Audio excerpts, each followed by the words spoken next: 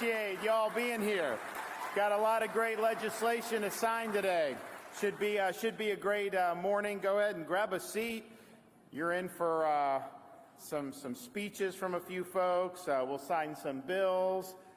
We have any kids in the audience? We may have pens for you too with some of that, so stay tuned. We'll make sure to do that. We're really excited to be back in Tampa. You know, I feel very strongly as governor, but also just as a dad of a 6, a 5, and a 3-year-old that you know, we need to let our kids just be kids. And we have a very crazy age that we live in. There's a lot of nonsense that gets floated around, and what we've said in Florida is we are going to remain a refuge of sanity and a citadel of normalcy. And kids should have an upbringing that reflects that. And I think that there's a lot of emphasis in other parts of the country and our society as a whole to take that away from them. And we're not going to let that happen here in Florida. And today is proof of that. So we're here in Hillsborough County, and you've seen different things happen right here. I mean, the parents found a number of pornographic materials here in schools funded by your tax dollars, and at one point you even had the school board vote to not remove it, even though clearly was not appropriate for these young people. There have also been policies that make kids pick pronouns and even hide that from their parents. And then, of course, here in Cambridge Christian, they had to file a lawsuit against the Florida High School Athletic Association just to be able to pray before athletic games. And so we think all of that is problematic, and we're addressing all of that here today. And joining me today is our Commissioner of Education, Manny Diaz, as well as our Agency for Healthcare Administration Secretary, Jason Wida. And we've got a number of our legislators who've been involved in these bills that are here today. We have Senator Clay Yarborough and Senator Jay Collins from Jay is here local.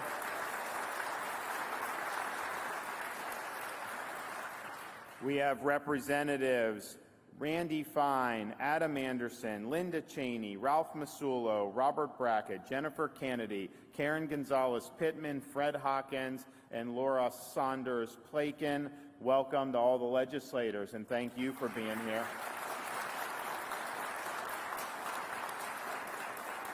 We're also joined by Sean Minks, who's the head of Cambridge Christian School, Luca Hine, who you'll hear from and has experience in some of the things that we're talking about, mother from Indian River County, Tiffany Hansen, and you're going to hear their stories later.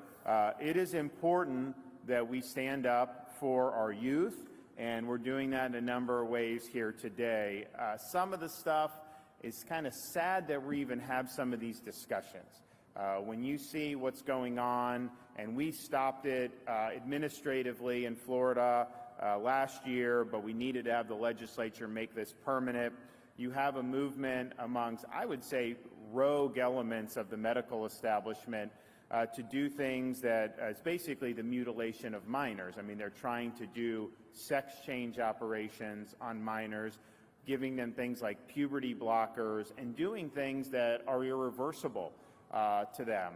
And that is not based on science. That is not based on evidence. In fact, you have had countries that have tried to do this in Europe, and they recognize this was very harmful. And so now they don't do it, places like Sweden. And yet here in the United States, you have a very, I would say, ideologically charged small group of folks within medicine that are really pushing these types of procedures on minors. We think that that is wrong. In Florida last year, we took action so that no physician that does those procedures are going to be able to keep their medical license. So that's gone if you do this, which is great.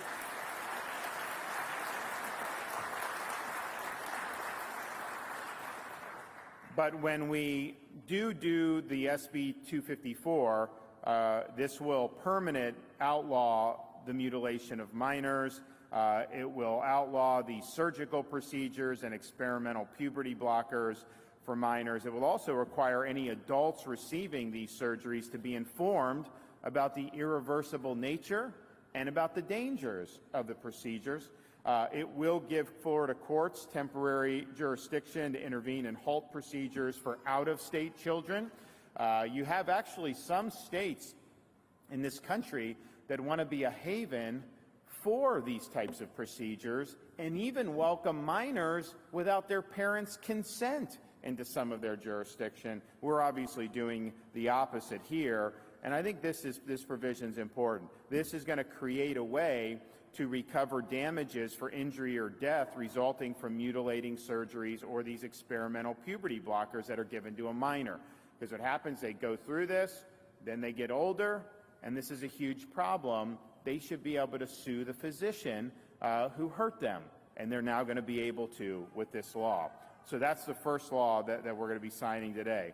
The other law, HB 169, I think is very important. It's basically an expansion of last year's parental rights in education bill, but crucially, this bill makes sure that Florida students and teachers will never be forced to declare pronouns in school or be forced to use pronouns not based on biological sex. We never did this through all of human history until, 2 weeks ago? Now this is something. They're having third graders declare pronouns. We're not doing the pronoun Olympics in Florida. It's not happening here.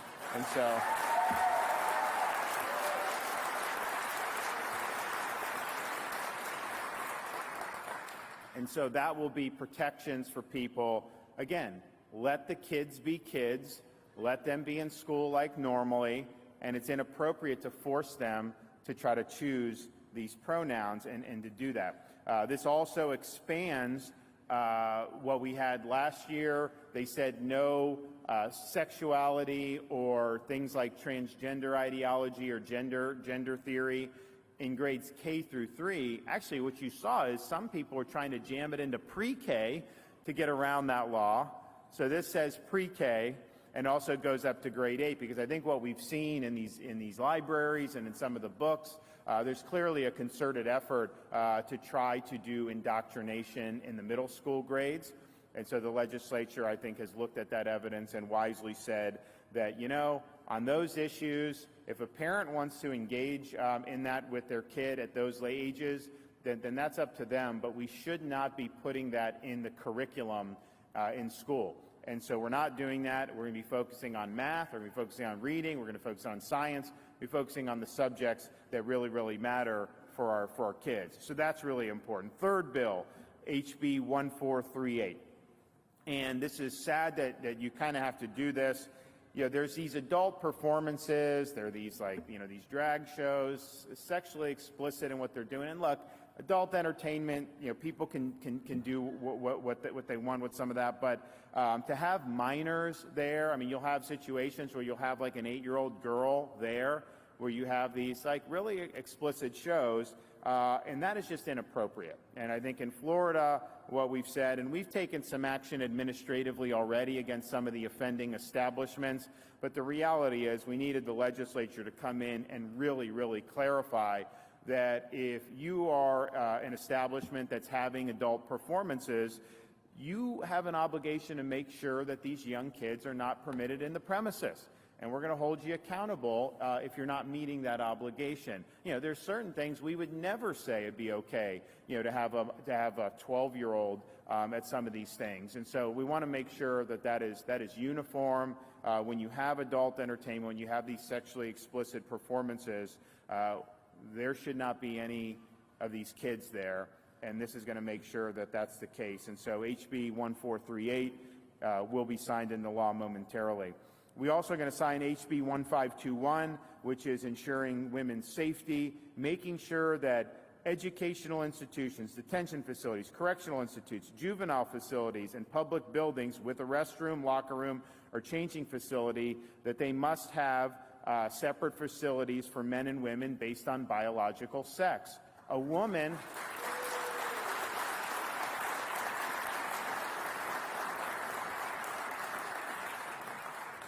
woman should not be in a locker room having to worry about someone from the opposite sex being in their locker room. and it's happening with athletics, with our girl athletes and women athletes, also with some of these other things, whether it's a prison situation, whether it's just these restrooms. We want to make sure that our girls and our women are protected. And so this bill does that and makes sure that they're not going to be exposed to situations that are not in their best interest. And then finally, HB 225, expanding access to youth sports. This is going to do a number of things. One, it's going to allow private school, virtual school, and homeschool students to participate in sports and extracurricular activities at public or private schools, regardless of their zip code. We think it's important that they're able to do that, and this is going to expand that ability here in the state of Florida. It also preserves the First Amendment right to speech, including public prayer at the beginning of high school sporting events. How do we get into a situation, and you're going to hear from the school here about not allowing prayer before a game, the athletic association somehow putting the kibosh on. I'm sorry, you have a right to free expression of religion. If government is denying your right to say a prayer before the game, they are infringing your speech. You're not violating anything by doing that. And so for them to do it is discriminatory. So we're making sure, and the idea that we would have to litigate this in court is really, really unbelievable. So Sean Minks is going to come talk about, what they did here. But it's sad that we in this country have a high school coach from Washington State. After the game, just would go to the midfield in football, say a prayer. Some people wanted to do it, some didn't. That's fine. So he leads people that wanted to do it in prayer, and he got suspended from his position by the school system up in Washington State for that. He had to go all the way up to the U.S. Supreme Court to be able to get his job back and to say that you didn't do anything wrong. So we're going to make sure we're protecting people, and we're making sure that they have the ability to speak and to pray, as they see fit as individuals. And part of the way we're going to be able to do that is we have a high school athletic association, Florida High School Athletic Association, and it's not really subject to much accountability. It's kind of just been there as a private body. What this bill does is it imposes oversight over it. It allows more gubernatorial appointments and the like. And part of the reason we need to do that is we passed 2 years ago the Fairness in Women's Sports Act to say we're going to make sure our girls and our women athletes are able to compete with integrity. And you can't be competing on the men's team for 3 years, switch to the women's, and all of a sudden you're the champion? That is not right. And so we wanted to make sure that we were ensuring fairness for them. It took them like 18 months to be able to implement that through the Athletic Association. And I'm just thinking to myself, that should have taken a couple weeks to be able to do. I also remember when COVID was going on, we made the decision earlier than just about any other state that our schools were going to be open. Kids needed to be in school. You can't just lock them out of life. And we said they need to have youth activities in the summer, and sports should be there when the school year started in the summer of 2021. And there was this whole hubbubaloo about whether the Florida High School Athletic Association was going to allow sports, and they had a lot of people kind of give statements in front of a hearing that they did. This was sometime in the summer of 2020. And these are all people that were on their medical advisory board or something, and almost every one of these physicians said that it would be catastrophic to allow kids to compete in sports because of COVID. Now, that was crazy to say even at the time, and I knew that was false, and we said, you have a right to play. If you don't want to play, then don't play. That's fine. I get that. But people wanted to play. And a lot of these medical people were trying to shut it down. And fortunately, we were able to really work hard and save the sports season for kids. But had we not done that, that would have been really, really negative for a lot of families throughout the state of Florida. And I remember going to football games that fall, and I'd go to the locker room and tell the kids, I was like, hey, be thankful you're here in Florida. Because if you were in California, you'd be on your couch right now. You would not be on a football field because they didn't let them play sports. But seeing that, and I think, like, how could you be a doctor and have every one of these physicians just be so wrong about what was going on? There was not major COVID risk for high school athletes. They needed to be playing. There's far more damage that would be done by locking them out of sports than by putting them in sports. And so we were able to get over that hump. But yeah, I just look back and I'm like, there needs to be some changes at this organization when you have that type of advice coming in that was just so detached from reality and was really more based on hysteria than based on sound science. So that will change when we sign this. So all in all, this is an incredible package of bills. I think this is something that we just made the decision as a state and me as governor to just say, we're protecting kids, and we're going to protect kids when it's popular. We'll protect kids even when you take some incoming as a result of maybe offending some ideologies or some agendas out there, but that's fine. We're happy to do that because this is important, and I look forward to signing these momentarily. And we'll be signing it, of course, as governor, but also just as a dad. I appreciate the legislature stepping up and making sure that we're going to have strong environments for our kids to learn and to grow as Floridians. Okay, Sean Minks, head of Cambridge Christian School, come on up.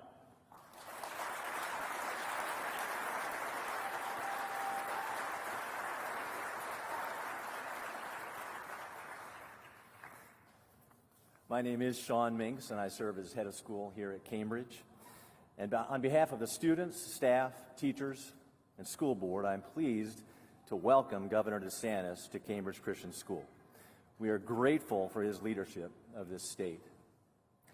Cambridge Christian School partners with parents and the church to minister to students and families by sharing the message of Jesus Christ and the Bible.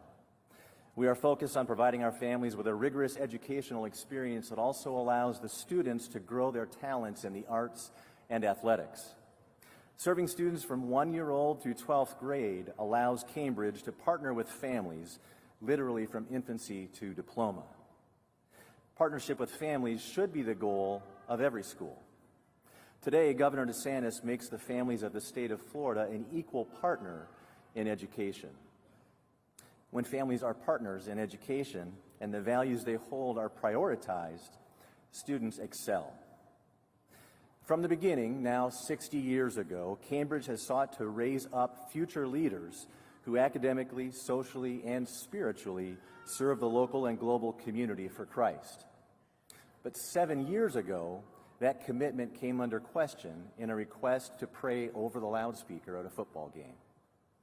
By banning a pregame prayer over the loudspeaker, the FHSAA sent a message to our students that prayer is inappropriate to lead publicly in large forums. Today, the state of Florida teaches a different lesson, one that supports free speech and respects the religious freedom of students across the state. After today, schools will be allowed to make opening remarks before state championship games, supporting important principles of free speech that have made this nation great. I don't know what other schools or students will say during those opening remarks. That's up to them. But I do know that the next time Cambridge Christian returns to play for a state championship, and we will return,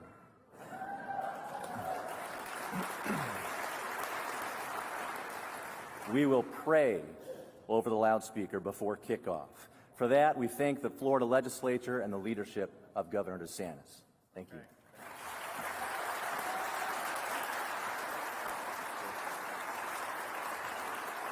Okay, Luca Hine, come on up.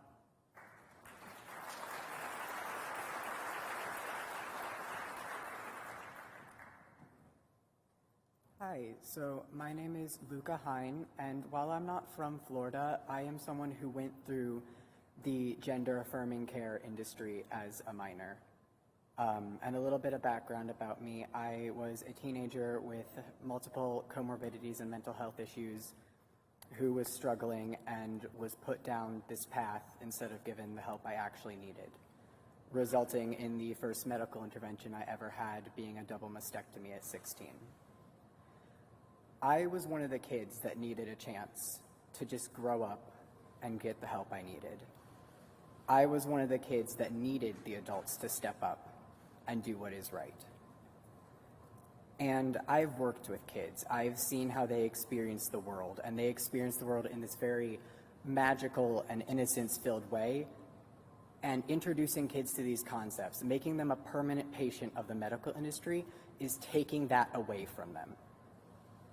Children deserve a chance to grow up whole and discover themselves in a way that will not link them to an experimental medical industry for the rest of their lives. I will live with the results of what was done to me for the rest of my life, including all the health issues I deal with because of it. But other kids don't have to now, thanks to what has gone on here in Florida. And I applaud Florida for going through the medical board and now protecting kids in a more permanent way via legislation. Kids deserve a chance to grow up, and that is what is happening today. It's not about hate.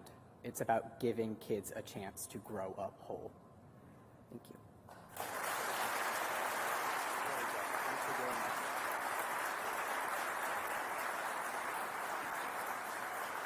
Thank you. Thanks so much. Great job. Okay, Tiffany Hansen, come on up.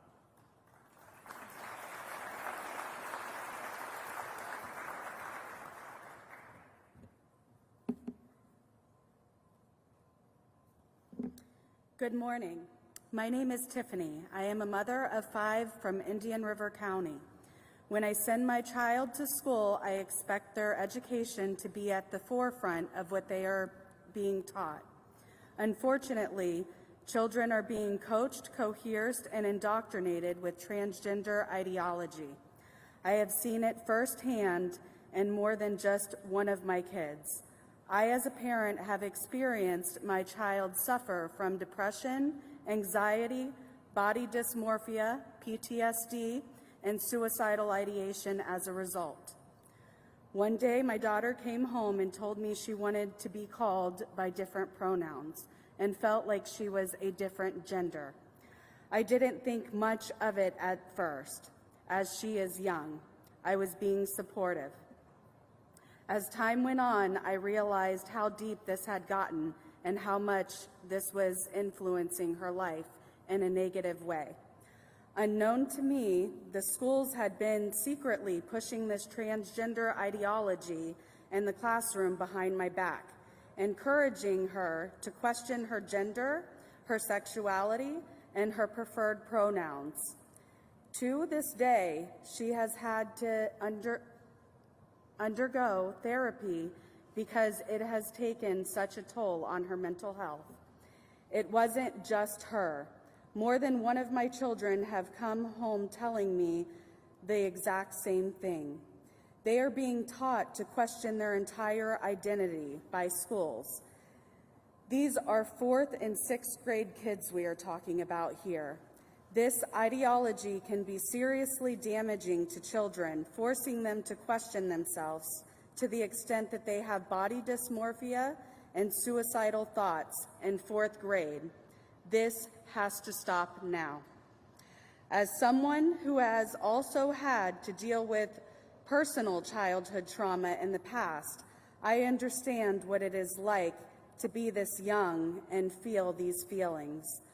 I am against this, not for religious reasons. I am standing up because I am a parent, and nobody gets to raise my children except me. When parents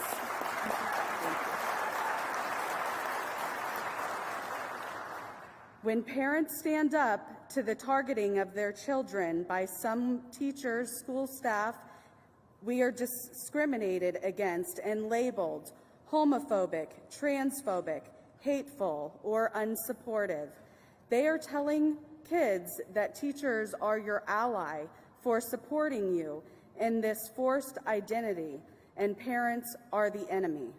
This is disturbing and completely unacceptable, but mostly unlawful. I am proud to stand here today in support of these bills.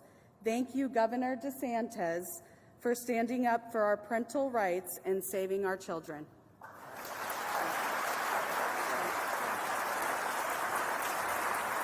Okay, Clay.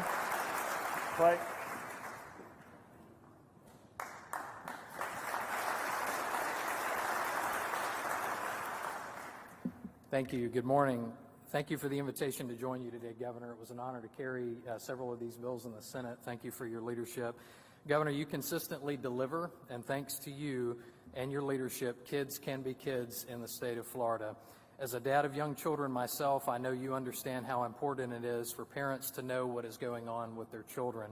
You continue to do what you say you're going to do and have always put families and children first. With Ron DeSantis, it's promises made, promises kept. On behalf of all parents in Florida and the United States, thank you for standing up for us, Governor.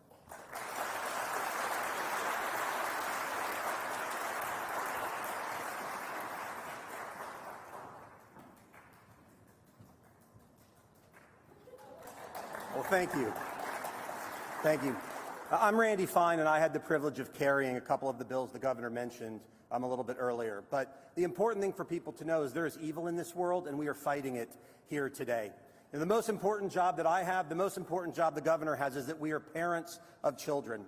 And when I try to explain to my 11-year-old the bills that I file in Tallahassee, when I try to explain to my 11-year-old what bottom surgery is and what top surgery is, what adult entertainment is, there's no age-appropriate way to do that. The fight that we have had here in Florida is about the fundamental nature of childhood itself. Because the other side believes that 8-year-olds should pick their pronouns, that 9-year-olds should read books about sex, that 10-year-olds should be able to take puberty blockers, that 11-year-olds should be able to get experimental drugs, and 12-year-olds should be able to have healthy body parts cut off. In the state of Florida, we have said this is going to stop. And we're going to do it because God does not make mistakes with our children.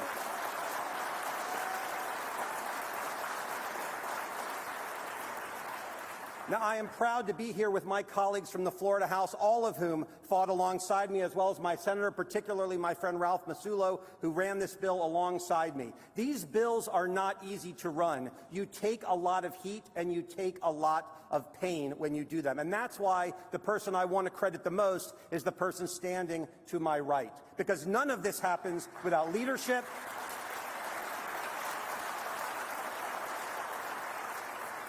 None of this happens without being willing to take the punches, to hear the names, to lean in, because we are right. There is evil in this world. We are standing up for our children. At the end of the day, Ron DeSantis and this legislature, we fight for children. Thank you very much.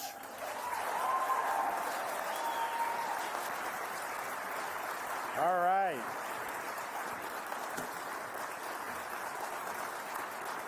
Thank you. Great job. Thanks so much. All right. Well, appreciate that, and we're excited to be able to sign all of these bills momentarily. So I don't know, do we have some of the students? So whoever wants to come over here on stage, come on up.